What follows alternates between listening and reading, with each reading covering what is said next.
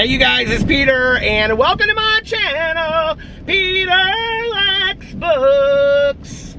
Cause I do, I like books. And I'm getting ready to finish my book for a true crime book club, and it's called People Who Eat Darkness. And I don't really know what that means yet, because the author hasn't explained it yet, but maybe he will. This is kind of like a musical. How are you guys doing today? That was like Bob Dylan meets BookTube video. What's going on? What's shaking, bacon? It's shaking, bacon. I helped. I just saw a big rock sitting over there in their yard, and I thought, oh my god, that is the biggest tortoise I've ever seen in my entire life. Tortoise. In Indiana, we call them turtles. We call them river turtles. But I said tortoise. Anyway, tortoise. How are you guys doing? I thought I would get on here and talk about some books, because I haven't talked about some books lately. So I thought I would get on here and I would talk about the second Dexter book, and then I would also talk about People Who Eat Darkness, which is our book for March for True Crime Book Club, which we are having the live stream for on Sunday, tomorrow, at 4 p.m. Eastern Standard Time on YouNow, which is linked below. Please, I love to say below, because I'm looking at a camera, so I don't see the description box, but sometimes I imagine that I do. I used to always want to do that before I started YouTube. I'd say just look below. Wouldn't you love if you just lived your life that way? If you just walked around and said, just look below. It's all just written there. Anyway, I started People Who Eat Darkness the other night, and I was like, I'm never going to finish this book in time for the book club. There's no way. It's like 13 hours and 9 minutes. I was like, there's no way. And then I started it and listened to like 20 minutes of it, and that next night I vlogged, and then I drove around, and I need to talk about the Dexter book, but anyway, I drove around and I listened to half of the book. It is so good, you guys. It is so fantastic. Lloyd Parry, I think, is the author. It is so different than anything that we've read in the book club before. And yeah, I'm super, super impressed with it. So if you don't know what it's about, it is about this girl. She was 20, I believe she was 21 when she went missing. Her name was Lucy Blackman, and she was from London. And she went to Tokyo with her friend Louise. And they went there to work as hostesses in these clubs to pay off debt, was basically the reason that they went. And then she was with a customer, which they explain like why they go and see their customers. They're called something, I don't know how to pronounce the word, but anyway, like when they go have dinner with them, doja or something like that, I don't know. Anyway, so, and it's kind of expected of them to do this.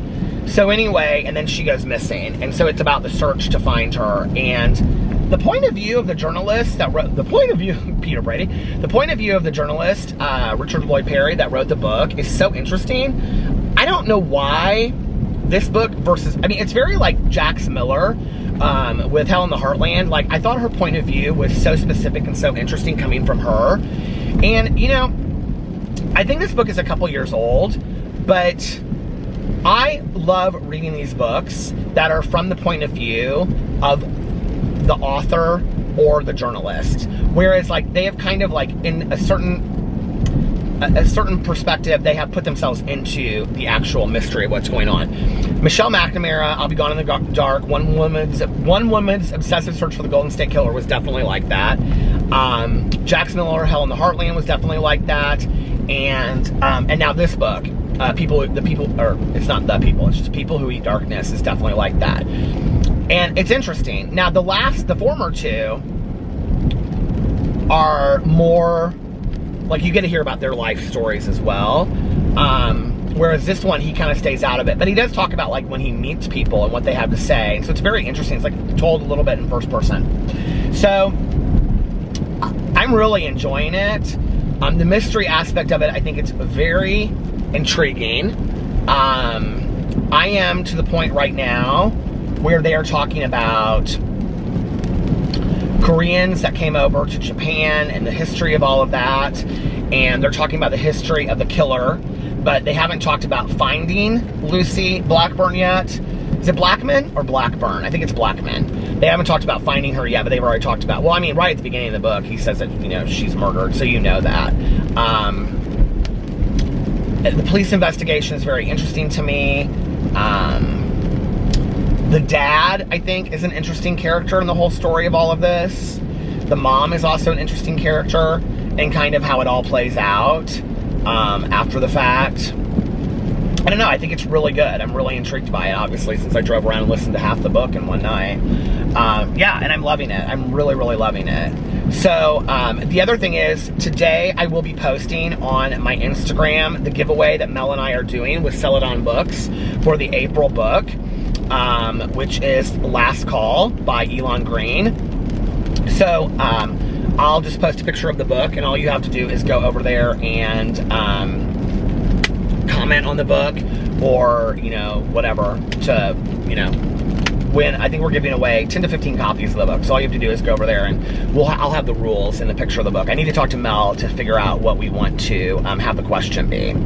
So we're gonna have like a question over there of how to win the contest. So that'll be over there today too, so go check that out. It'll probably be up for the next 48 hours, and then we'll pick a winner, so that winner chicken dinner, so that people can get their books. And we'll probably also postpone the book club until like the first week of May. That way people will have had time to get the book and read it if they haven't gotten it already. So there's that. All right, so tomorrow, if you want to hear what I have to say about People Eat Darkness, come over to the live stream. Mel and I will be there. I'm sure a lot of other people will be guesting as well. And, you know, we've gotten quite a few new people that have been coming in there and guesting, which I'm loving. And it's been really fun. So last time we went almost 2 hours, you guys. It was crazy. So that will be tomorrow. And Karen is the one that she is now keeping track of everything that's going on in the comment section, so that then we bring her in at the end, so that the people that don't feel comfortable guesting or don't get a chance to guest, that what they have to say is also heard in the live stream as well. So she brings over all those comments. All right, so there's that. And then let's see, what else? Oh, Dexter. I finished the second book of Dexter. You know what is really funny about this? And I can't usually say this about series, although I love, every time I say series when I'm doing a vlog, the series always pops up on my, she didn't do it today, that's funny, on my, my car and my phone. But, with, the Misfortune series, I can't snap today, with the Misfortune, there you go. You know, I could not snap my fingers until I came out, the Z formation, isn't that funny? Anyway, with the Misfortune series by Jana DeLeon, which I cannot wait until the next book gets put on Audible, because I love to listen to Audible versions of it. So her last book is already out, but it's not on Audible yet, so I haven't listened to it. I'm hoping, since I'm saying that maybe it came out on Audible this week. I would be so happy. But anyway, like, I loved all of the books equally. I don't really know that there was one book more than the other that I loved. I mean, sure, there are some storylines that I think are funnier or better than others. And the seventh book is like where a lot changes, but I loved all of them pretty equally. The Dexter book, I have to tell you, the first one I really, really liked. The second one, I loved. Like, the second one, I fell in love with Dexter as a character. I fell in love with his sister because she became a little bit more snarky and challenging, and just not willing to put up with Dexter's crap anymore. And she knows about Dexter in the second book. Well, I guess she always has, but like, she really knows more about him in the second book. And there's a development of a relationship, and it makes sense why it's happening. And I don't know, I really, like, if you're gonna read the Dexter book, so you kind of have to be like, I don't know how to say this. You can't, like, go into them with having like this, like having this high moral character, like having this high moral belief system around a character. Dexter is a serial killer. I mean, oh Lord, I just went through a lake. That's what my mom used to say when I was a kid. I mean, he is a serial killer, okay? You know, and he is, but there's a reason why. I mean, there's a reason why, yes, you learned that in the first one. But then in the second one, there's like only specific people that well, you know this in the first one, there's only specific people that he kills. But I don't know why. The second one I just loved so much more. And I also love that Like, this is gonna sound so sick. They're books, you guys, okay? They're books. But I love, so like, don't be coming for me, okay? But you know, like when we talk about happy endings, I love that there's always like a happy ending, not family friendly. I love that there's always like a happy ending for Dexter in the books or his sister, but it's like always at like, it's always because this is so bad. But the fact that the author does this, what's his name?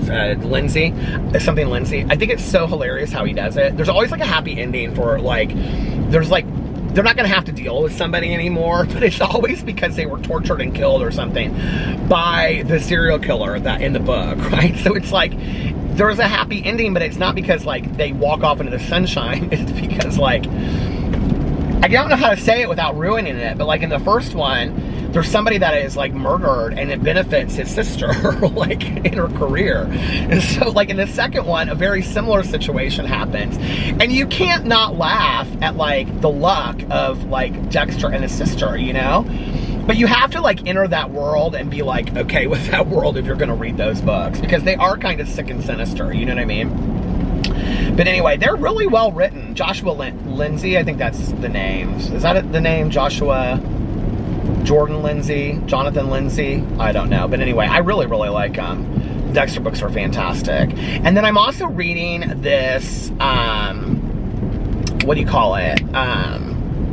Graphic novel that is by Alex Sanchez, who wrote the Rainbow Boys trilogy that won a Lambda Award, which I read those years ago, and they were really, really well done. So he wrote a graphic novel. I don't know who did the illustrations, but it's called You Brought Me the Ocean. And I knew that it was going to be kind of like this coming out, it was this YA coming out love story. It's fantastically done. It is so beautifully done. The only thing is that, and a lot of people will be like, oh my God, I'm living for that. The only thing is that there's like reference to like Aquaman and Superman at the beginning of the book.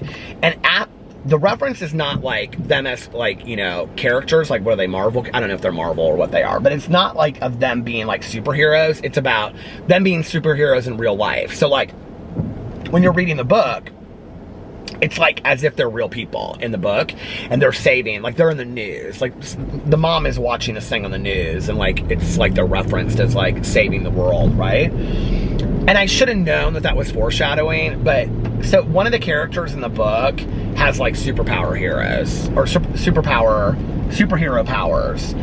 I can't say that. Anyway, they have superhero powers. I'm not a superhero person. I don't love that stuff. So for me, when it got to that point, I just was kind of like, I don't know what I think about all this. It kind of adds a cute element to the book, but at the same time, I don't know. But anyway, I'm like halfway through that, or 30%. I don't know how far I am through that. It's good though, I like it. I just kind of pick it up here and there and read it. I've got all these graphic novels, and that's what I'm kind of doing at this point. It's just like reading one here, reading another there, and enjoying a little bit here and there, you know? But that's the one that I'm focused on right now. I have not started Central Park yet, which is the book for Peter's book club for April. And I have not started Last Call yet. So I'll be starting that here soon. And I'm excited about that. I'm actually, I have seen this book so highly marketed. And he seems like such a nice guy. And been following his Instagram and stuff. The book is called The Sky is Blue, or... No, that's not the name of it. It's like that, but it's like a play on words. The Sky's Blue. Blue Skies, or something like that. And it's by Robbie Crouch. And it came out on Tuesday. I had already pre-ordered it because I had heard such good things about it from Robbie at Robbie Reads. So I was following his Instagram, and he's been talking a lot about it. So I pre-ordered the book. I got it on Tuesday. And as soon as I finish People Eat Darkness, that's the next book that I'm going to be reading. And it's a young adult... coming of age, coming out story about a guy in the Midwest. So it'll be interesting because it supposedly takes place, I think, in Illinois or Michigan, which is right where I live. So I'm excited about reading that. So anyway, and you know, in any new book by a debut author, I think, you know, if it's getting that kind of attention, we should, you know, sing its praises and, you know, lift it up and help those people out. So I'm excited about that. And I think that's it. I'm going to do an Audible haul video this week because I have purchased so many Audible videos or Audible books. in the last couple months, and I was gifted those 9 books. No, I think it was 11. I think Jen gifted me 11 books. So I'm going to talk about those books as well. And I will, that'll be sometime early this week. And I think that's it. So anyway, if you're looking for a new series, I would highly suggest the Dexter books. They're scary, but they're not too scary, because you know, like, Dexter's not going to get murdered, and there's 8 books. But they're kind of scary. Trigger warning, they talk about very serious topics in there. And they are very, like, violently graphic as far as, like, the murdering of things and stuff. Especially the second one was really, some of it was kind of hard to listen to because of, like, what the serial killer did to his victims. So anyway, like, from a graphic, violent point of view, but it wasn't so much that I couldn't listen to it. But it's a great series. It really is a good series. I'm so happy that Mel recommended it to me. So anyway, I think that's it. Yeah, come over to the book club tomorrow. And I love you guys, and I will see you next week. Bye. Love ya!